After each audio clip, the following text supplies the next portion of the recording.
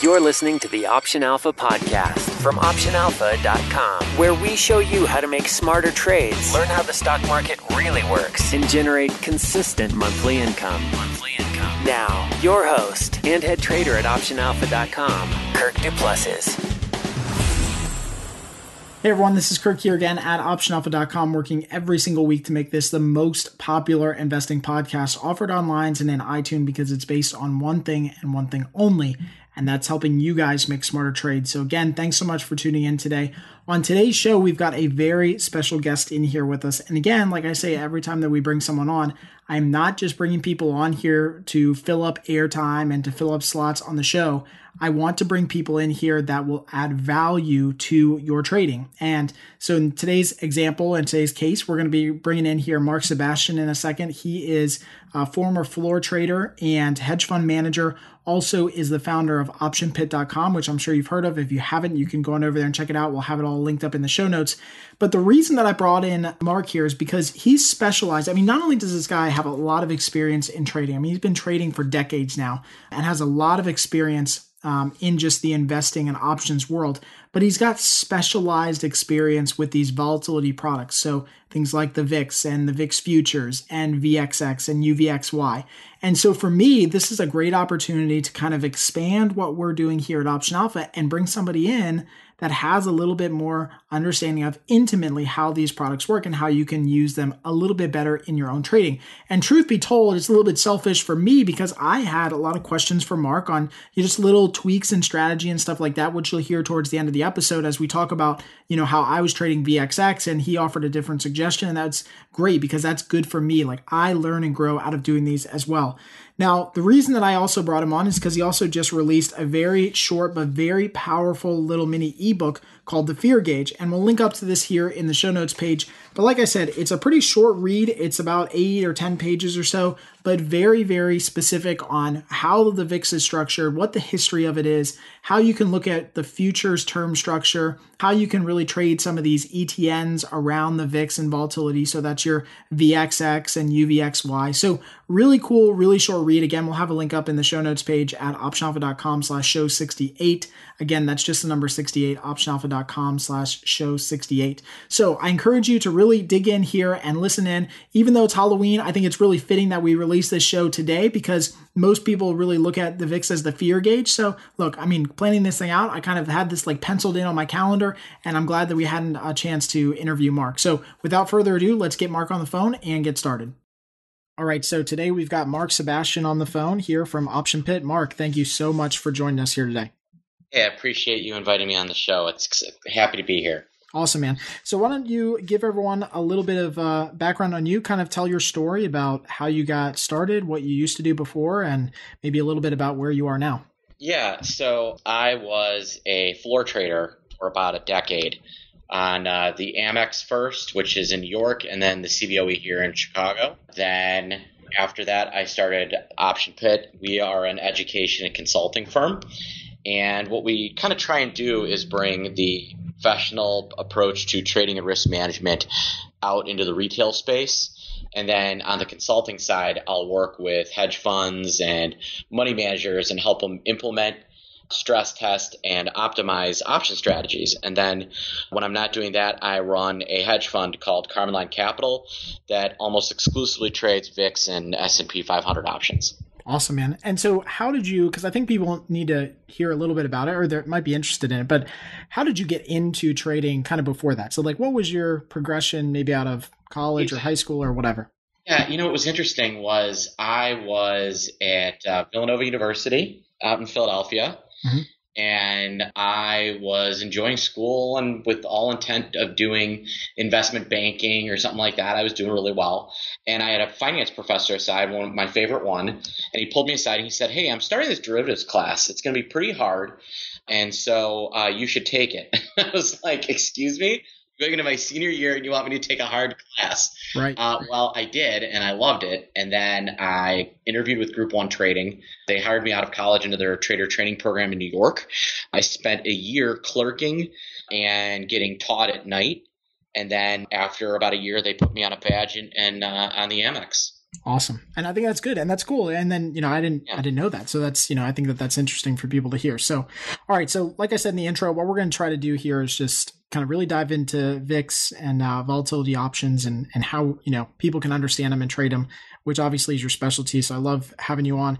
And so that people know too, I'll be linking this up in the show notes at Show68 on the website, but you put together a great little ebook on the VIX, which is called the Fear Gauge. That's the ebook. And of course, people can go there and download it for free. So first thing that we should talk about is let's just talk a little bit about the history of the VIX, because although it was released in 93, it's gone through some changes as far as how it's priced and what it looks at. So let's kind of walk through like the history, why they did it, and like where it has progressed over time. Yeah, so the VIX started out as a volatility-based index like it is now. And the guy that invented it, Whaley, what he was trying to do was get a gauge of kind of an index of where volatility was on the most active index contract at the time, which was actually the S&P 100 or the OEX. And the initial calculation used about 8 strikes to come up with a price. And it was very kind of centered at the money. Then as time passed, the OEX traders ruined the product. And so people stopped trading OEX and moved on to SPX.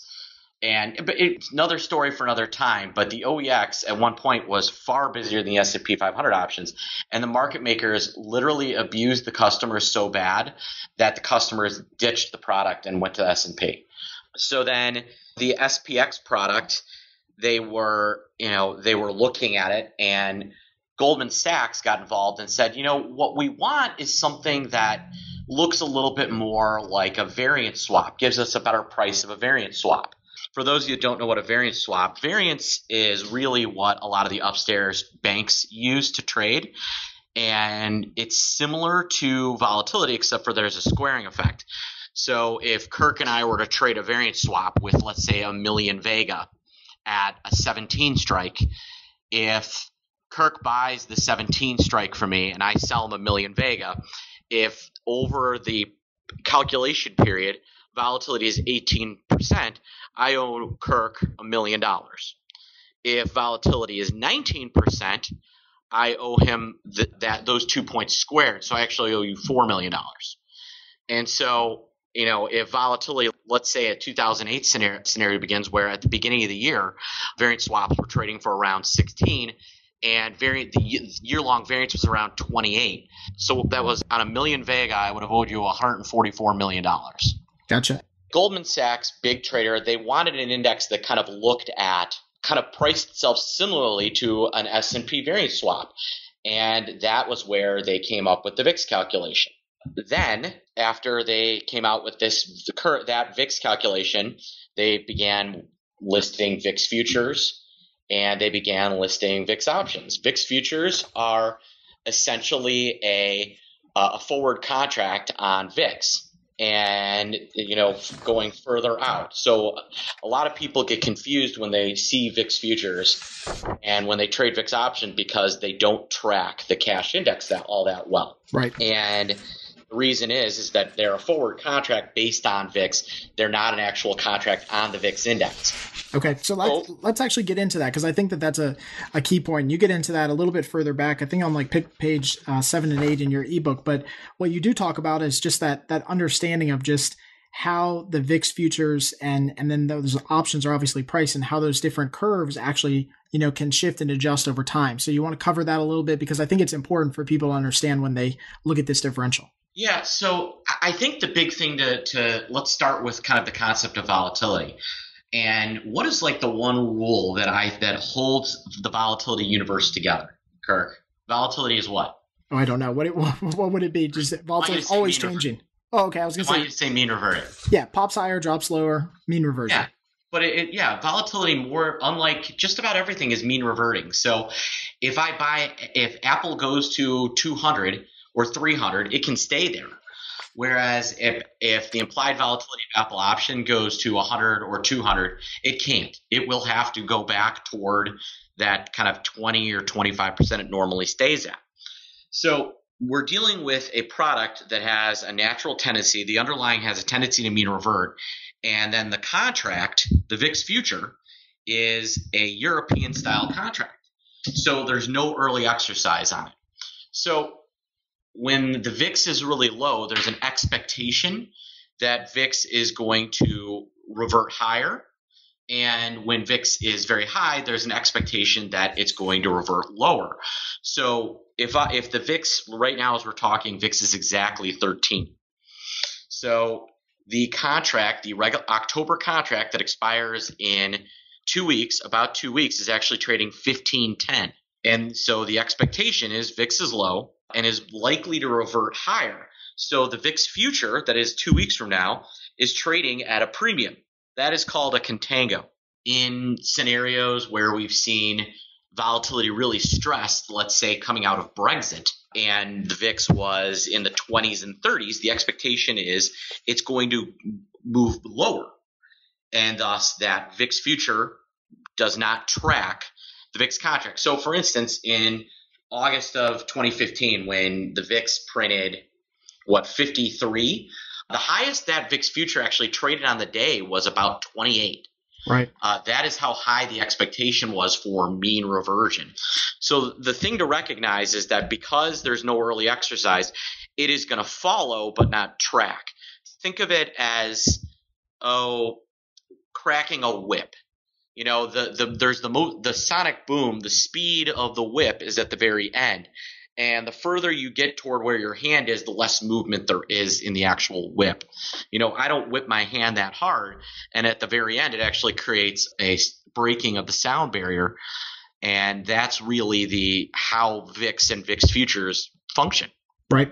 So I guess it would be safe to say, let me just summarize it for people so they understand, because I think this is a key point, is that generally when VIX is high, the futures are going to trade at a discount because they know that eventually over a certain period of time, the VIX is going to come back down, mean reversion. And when VIX is low, then futures are going to trade at some sort of premium because they know over a given period of time, it may revert a little bit higher if it's relatively low. Right. And the closer you get to expiration, the more that premium dissipates. So for instance, they have weekly VIX contracts now, and the October 12th that expires next week is 14.5. And then behind that, the November contract, which is behind October, is actually trading 16.60. So as we move in, closer expiration, the closer you're going to track the VIX contract.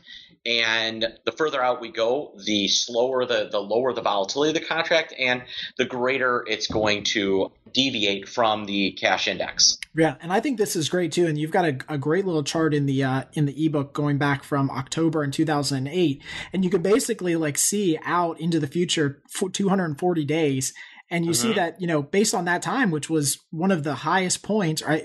I think it was the highest point in the VIX that you actually took that screenshot of that day. But then you could see that the futures pricing 240 days out assumed that the VIX was down, back below 30 or right around 30. So it already just naturally accounted for that time differential that we, saw. Correct. Yep. Awesome. Okay. So here's the thing. So people are asking a lot of the time, and I think that this is important, right? We have a lot of these different ETFs that are around here, these ETPs around the VIX. What do people need to know about these? Because it's highly active and a lot of people trade them. So like VXX, UVXY, all these ones. How should people really be looking at those and understand those? Because when you actually chart them, then they just continuously fall to the down, to the right, and at least for VXX. And this is different because people say how do I trade VIX versus VXX? And how do I make that differential or that distinction? All right. Well, the thing to understand with VXX is a slave to the curve. Yep. And so you know who King Sisyphus was from Greek mythology? No, I don't. I was really bad in history. I was good in math, but not good in history. The story of the guy who thought he was smarter than Zeus, and so he had to roll a boulder up a hill, and then every night the boulder rolls back down the hill. That's really kind of how VXX is structured. So what it does is it's constantly trying to keep a duration of the VIX future at 30 days. All right.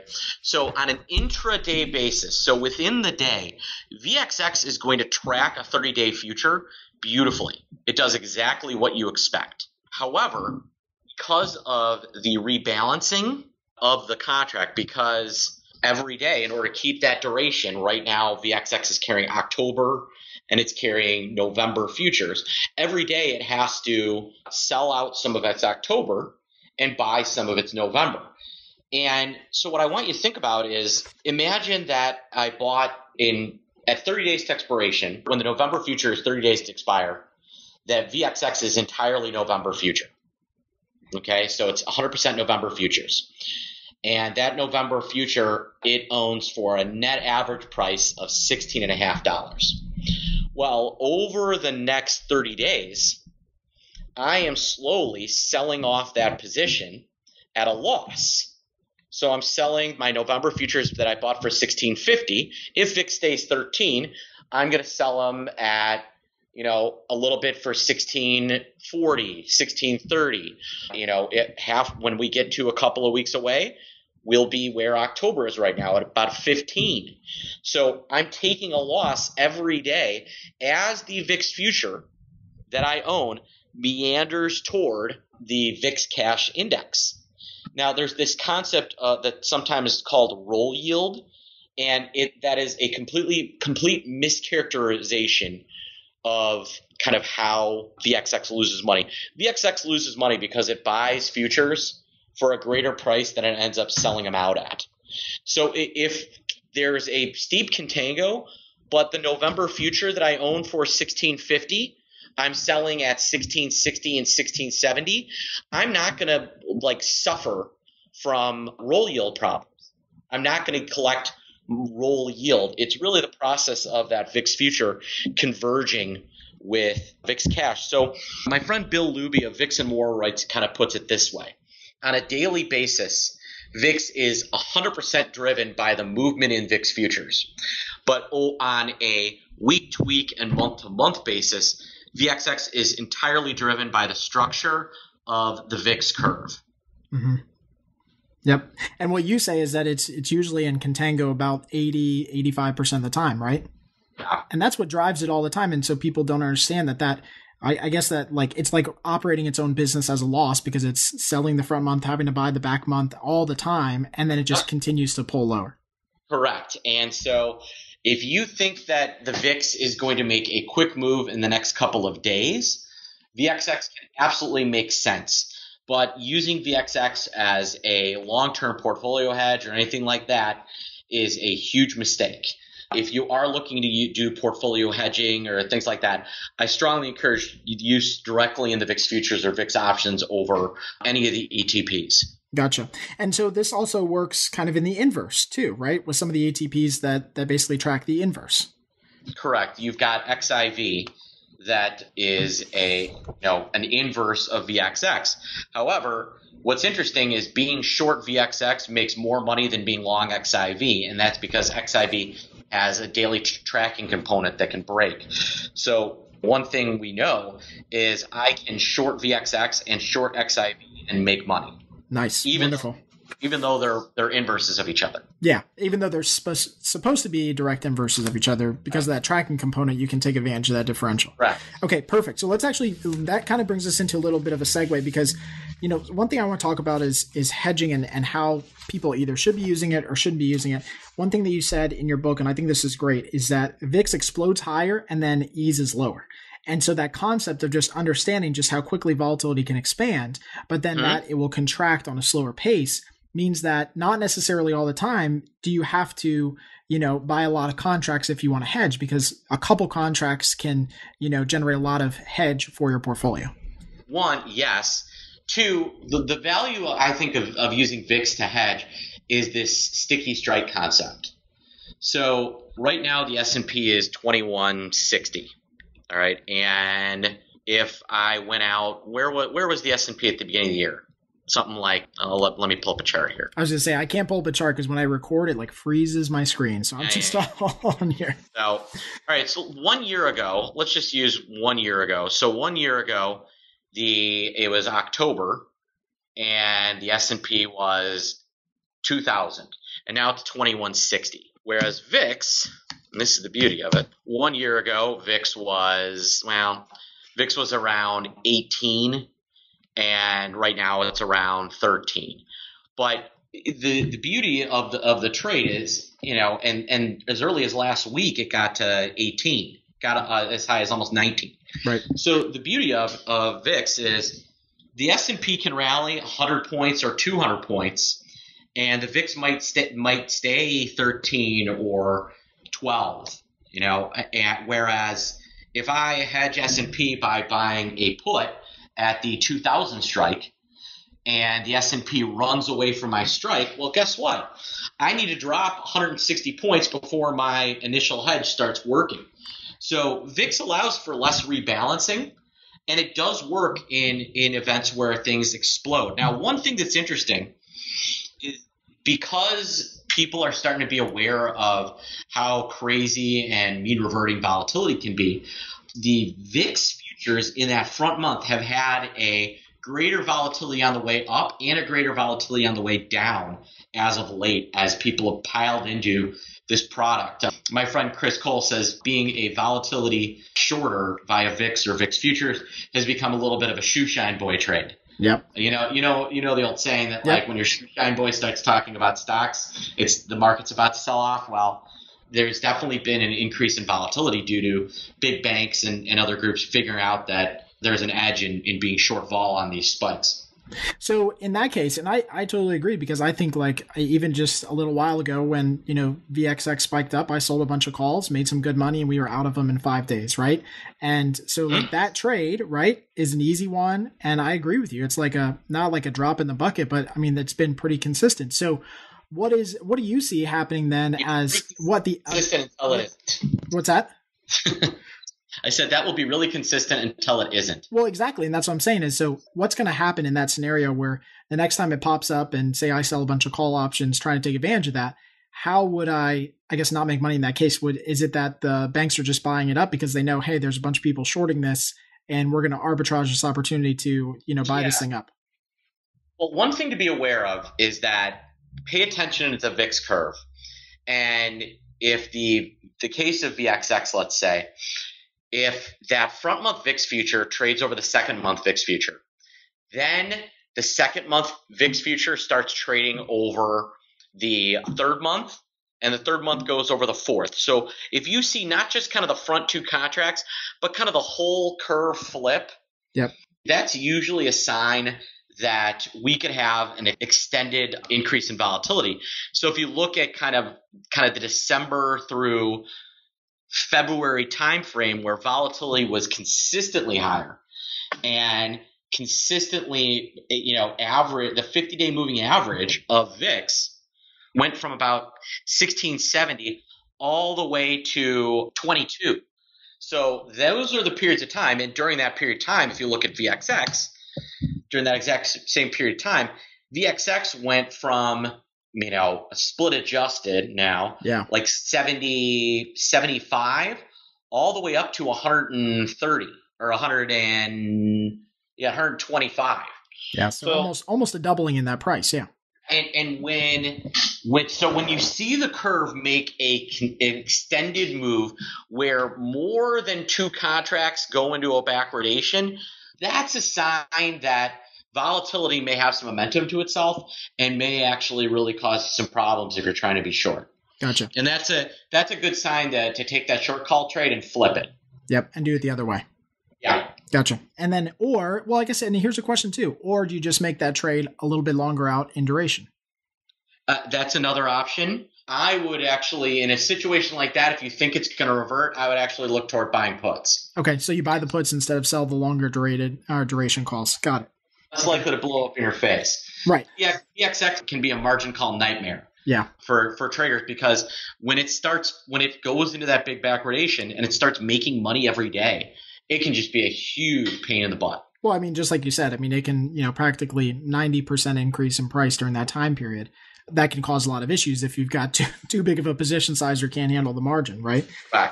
Perfect. Okay, good. All right, so we covered that, and I think that's good. So as far as let's talk about this, I guess. As far as how people should really be looking at volatility and using volatility as a hedge, let's start with this one. What should they use as their volatility product of choice? In most cases, it should be the VIX? Is that what you're saying? It should be the VIX.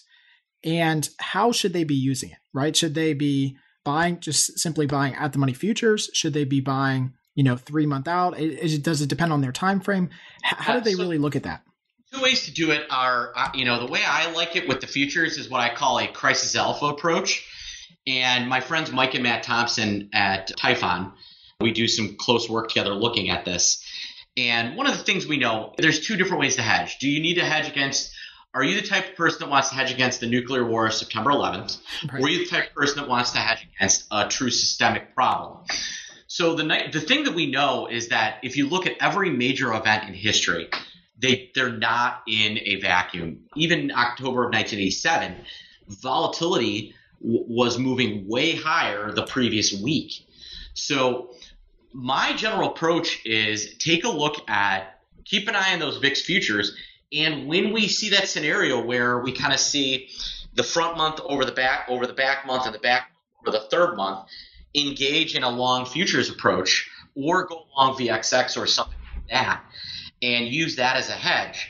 That's the way I would use the futures. Now, if you're a person that wants a static hedge, that wants something on, use VIX options. The way I usually write it up for institutions is I'm looking at options 45 to 75 days to expiration, and I'm doing what's called a back spread. So, for instance, this week I wrote up for the brokerage that I do some, a weekly vol report for Tulip Prebom, which is a big institutional options broker. And the hedge trade I wrote up was selling the 19 calls in November, buying 2 of the 24 calls in November, paying about 20 or 30 cents. And then I suggested selling a weekly put at like the 13 or the 12.5 strike to finance part of it. Gotcha. So that's the way I usually structure those hedges is what's called a back spread. Yeah, and I think that's good because we've talked about this on the podcast before. And what you're trying to do in this case, and correct me if I'm wrong, unless maybe I'm assuming wrong, but obviously selling the put to hedge or to reduce the cost of it, that's part of it. And then, but by doing the back spread, all you're really doing is protecting like the long tail end of it, right? I mean, obviously if it lands in between, then you're out a little bit on that money, but at expiration, but you're trying to protect the long end of maybe a big volatility move. And that hedge is going to do a pretty good job all the way through November. So the November trade will do a good job of hedging a portfolio until about November non-farm payrolls. Then that trade typically needs to be rolled out, either out to December or January. So if I had an October trade on, I would have already rolled it just because of how late non-farm payrolls were this month. But generally speaking, if non-farm payrolls are on a normal day, like the second or the third, like you expect them to be, that back spread will do an excellent job of hedging off risk. And is that what you're trying to do? Or I guess, is that what most people try to do, is tie that to those major market events, Fed announcement, non-farm payrolls, elections could be another one. Actually, a question that Eli had in our membership group, Lenny had, was how do you hedge, or how do these volatility products behave heading into elections and then maybe even right after elections? And is there any opportunity there, or at least, knowing what they do and how they behave?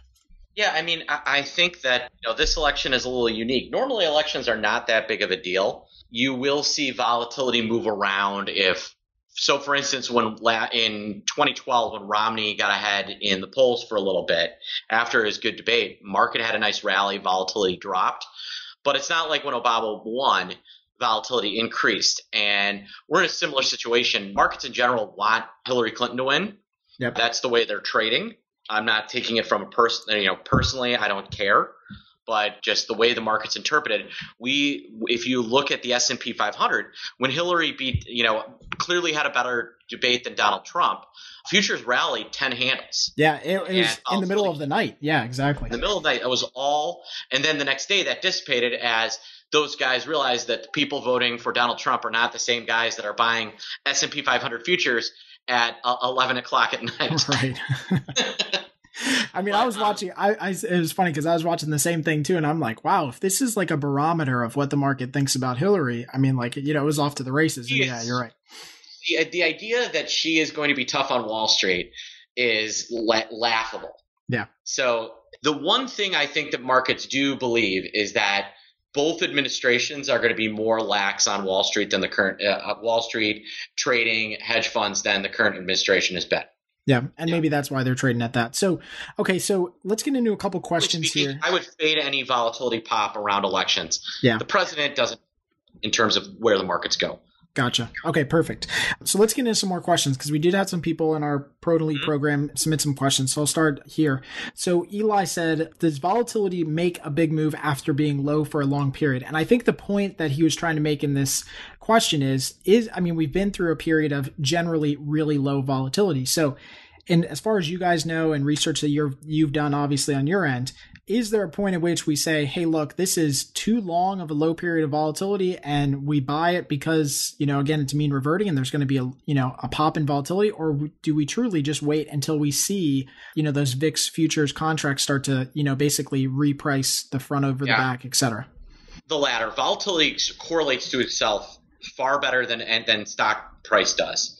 And so when vol is low, it can stay low longer than you think, go lower than you can imagine. And the same thing on the rally. So what you have to really look for is kind of changes. So when I'm really looking for at least a small near-term pop, typically what I'll watch is, I'm not going to look at the VIX on its own, but what I'll do is I'll look for several days of the S&P 500 rallying and VIX either rallying or not selling off with it.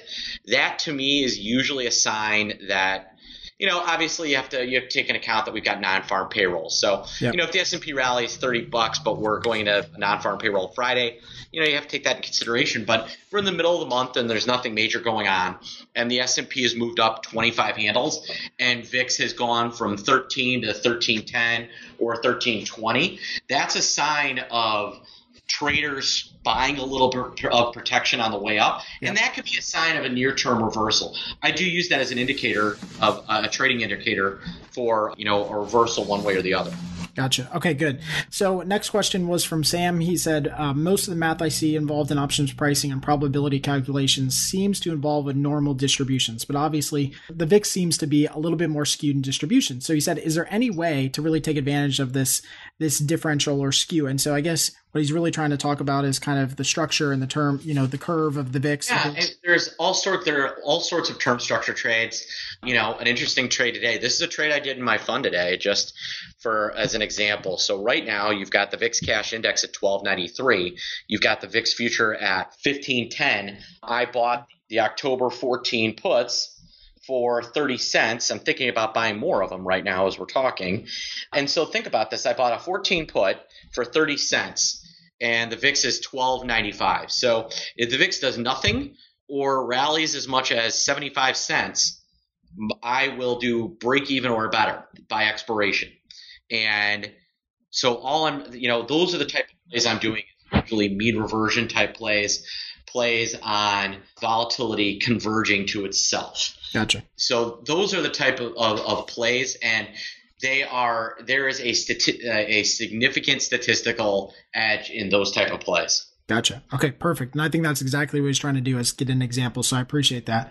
Justin said in the forum, he said, I thought this quote was perfect. He said, VXX is a dangerous, chimeric creature. It's structured like a bond, trades like a stock, follows the VIX futures, and decays like an option. He said, given this quote and financial instruments of this type, how can option sellers, option traders basically profit consistently from trading VXX? Or I guess what I would add to this and kind of expanding on this is, do you even trade it on a consistent basis, or do you wait for certain opportunities?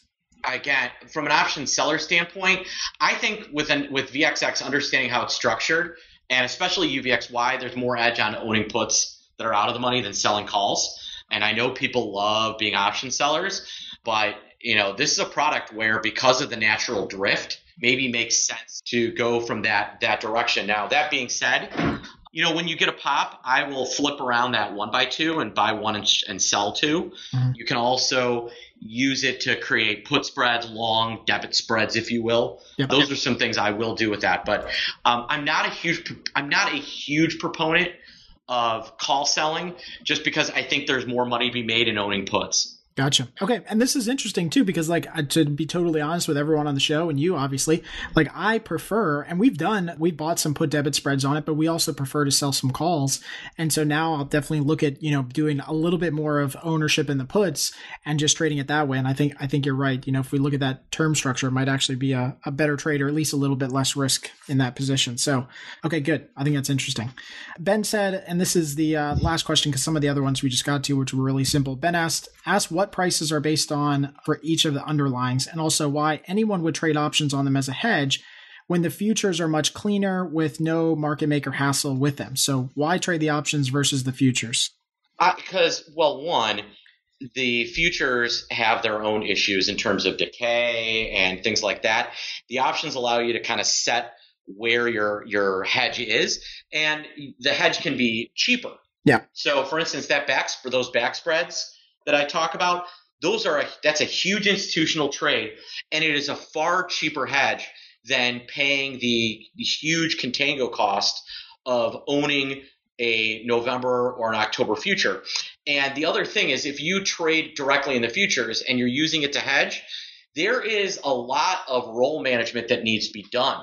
If you want to use the futures, they're great, but you're basically trading them like they trade a lot like corn and wheat. There's management of that position that is pretty active and intense. So I think from a cost perspective, it can be cheap. And if you have an understanding of VIX, which is the vol of vol, there can be some opportunities to put the vol of vol behind your back on top of taking advantage of relatively low priced volatility. Yep. So good. So it's really cost, and I agree with you there. And then it's management. It's time of actually having to, either manage the futures contracts versus, in your case with the ratio, you're really not gonna do much management until you get further into the month, right? Yeah. I mean, I'm gonna have something to do, especially if I sell puts against it. I'm gonna have to manage the short puts that I sold, and if VIX makes a strong move, I'm gonna have to be aware of it, and then be aware that I need to roll in about a month. Right. It's a lot more set it and forget it. It's a little more Ron Popeili, if you will. That's right. What was his thing? His thing was the cooker with the rotisserie. Yeah, the rotisserie, the grease machine. Yeah, I love that thing. That's funny. Okay, awesome, man. Well, hey, Mark, I really appreciate you being on here today. I think this has been awesome. Is there anything else that people should know that we maybe didn't cover here that maybe you want to cover as far as VIX, volatility in general, anything that would just like help them out and make them a smarter trader? One thing we didn't cover is that when you're trading VIX options, you have to be aware that every month has its own underlying. So the underlying for the October contract is the October future. The underlying contract for the November contract is the November future. So so the pricing of time spreads and swaps like that can be very different. It is entirely possible to trade a long call spread for a credit in VIX, and that doesn't mean it's a good trade. So you just have to be aware that every contract has its own underlying. Gotcha. That's really and actually, and this brings up a quick question and something too. As far as, because people like to do, I don't do them, but people like to do calendars on VIX and VXX. Right. And so can you just is different, but VIX do not do calendars. Okay. And then quickly, let's talk about why you don't do that. Because people think, okay, calendars, that's a volatility play, rising volatility, but it still gets back to that differential in the contracts. Right. The October future is going to be more volatile than the November future. So if you do a long calendar, what can happen is that October future can blast higher and the November might not keep up with it. And that spread is going to act a lot more like a future spread when you do those calendars than an actual time spread. So you can actually lose more than the cost of that calendar, which is very different than any other type of calendar. Right. And creates more danger and obviously more risk. So, okay, good. Hey, so again, we'll have all of the stuff here posted on the show notes page at optionalpha.com/show68. That's just the number 68, optionalpha.com/show68.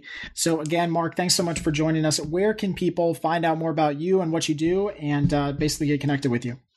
Yeah, you just go to OptionPit.com. We write a blog every day, or you can go to OptionPit.com/blog, read my blog. We talk volatility and VIX and S&P and some stocks just about every day. And you can follow me on Twitter at OptionPit. Gotcha. And we'll be tweeting this out and sending out everything, obviously, when the show goes live. And everyone who's listening here, again, I'll link up to the page that has the ebook from Mark on the fear gauge and the VIX and kind of goes through all this stuff. It's a really good read. It's not a long thing. I think it's like 15, 16 pages, something like that, but a really good read, something you guys should definitely check out. So I will link that up in the show notes page.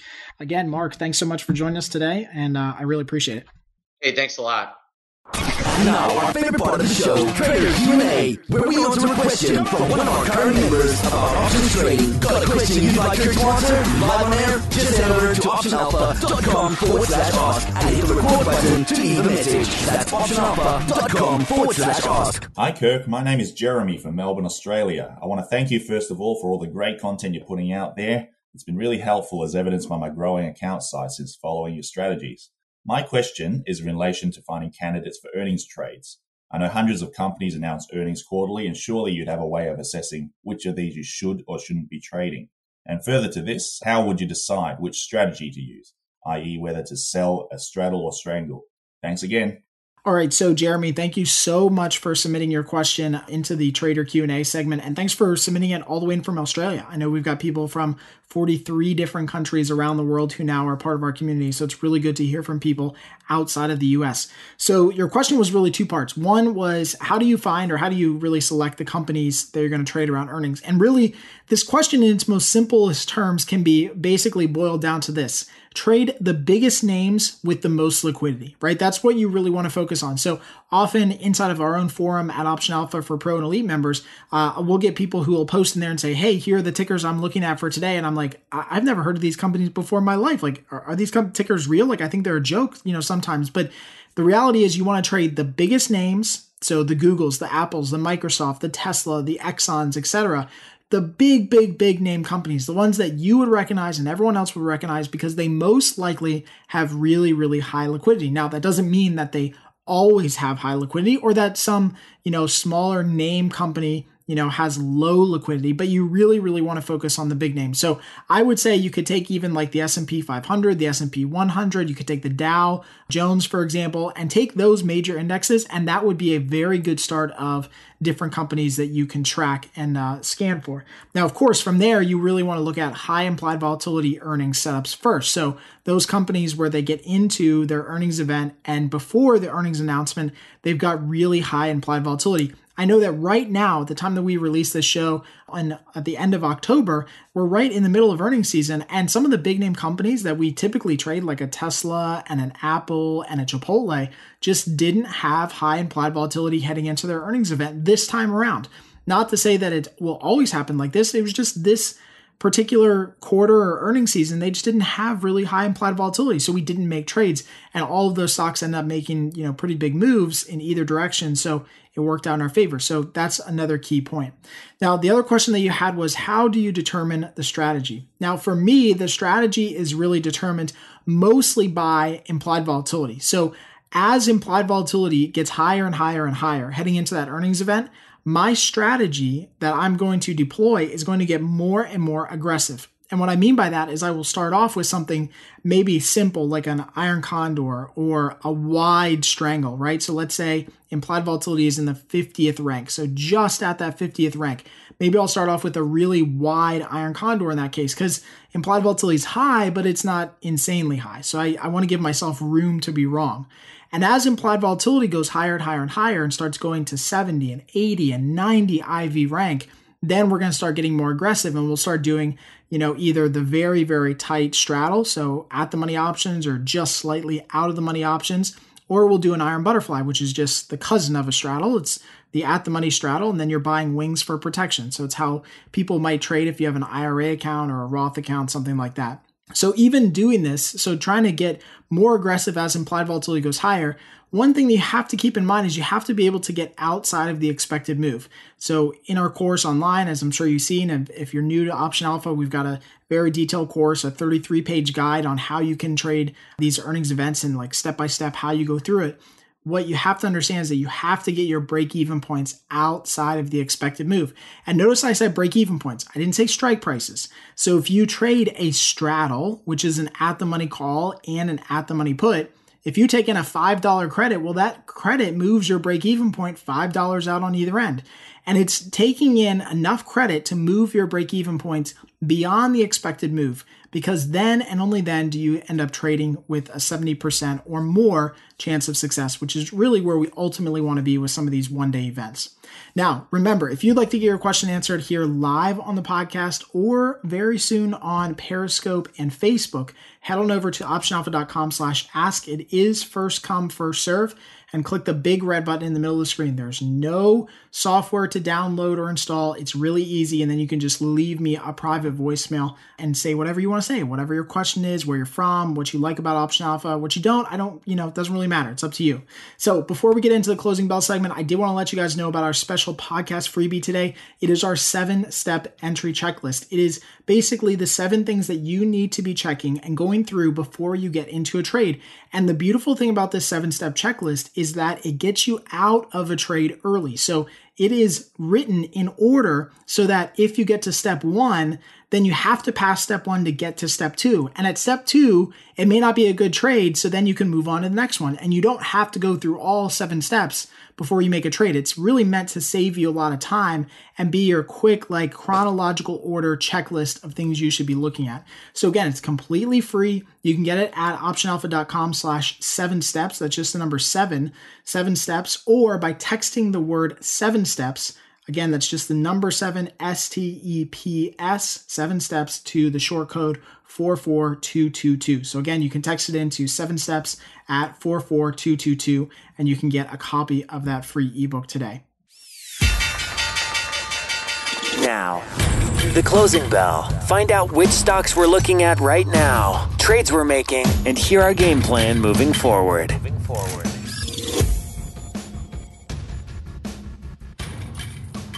All right, so in today's closing bell segment, I actually want to go over a new trade that we just placed recently here in Netflix. Now, Netflix has just recently announced earnings, so this is kind of fitting because we had a question from Jeremy about earnings trades, and Netflix had a huge move after earnings. Now, we did not trade Netflix around earnings this time, and thank God we didn't, because it basically moved about 20% after it announced earnings. It was around $100, then moved up to around $118, $119 the very next day. So huge move in Netflix.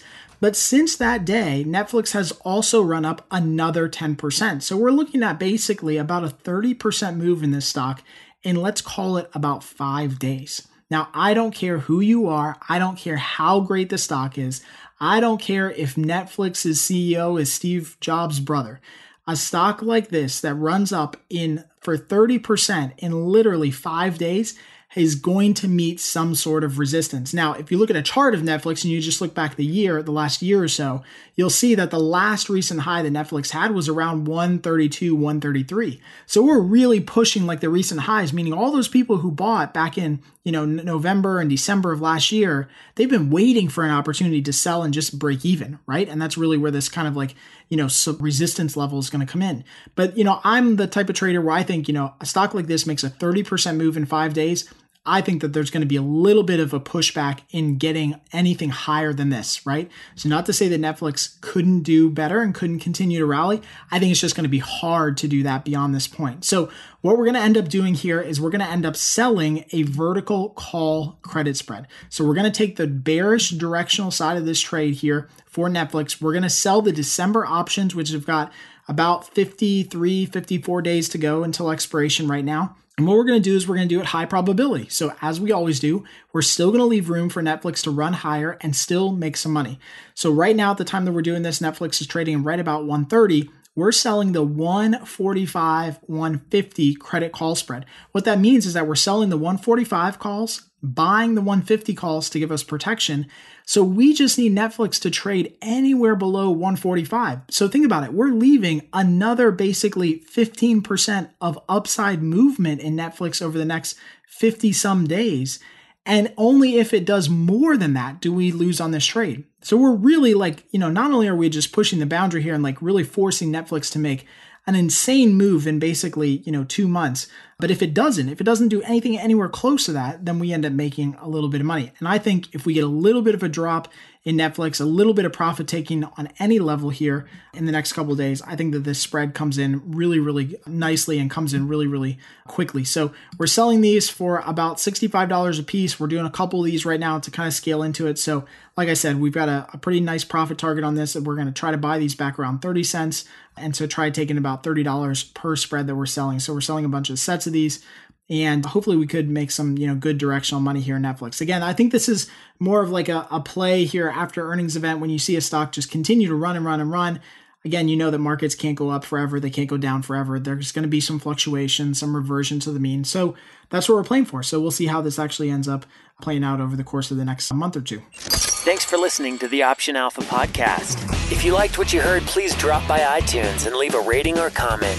Plus, you can get everything: free email updates for future shows, transcripts, video tutorials, case studies, and more. Just visit our website at OptionAlpha.com. All right, now I truly hope you enjoyed today's show. And like I always say, I hope you got at least one thing out of it that you can apply right now to make you a smarter, more profitable trader investor. As always, you can get additional resources and links mentioned in the show and some related video training about volatility from today's show by going to optionalpha.com/show68. That's just the number 68, optionalpha.com/show68. And until next time, happy trading.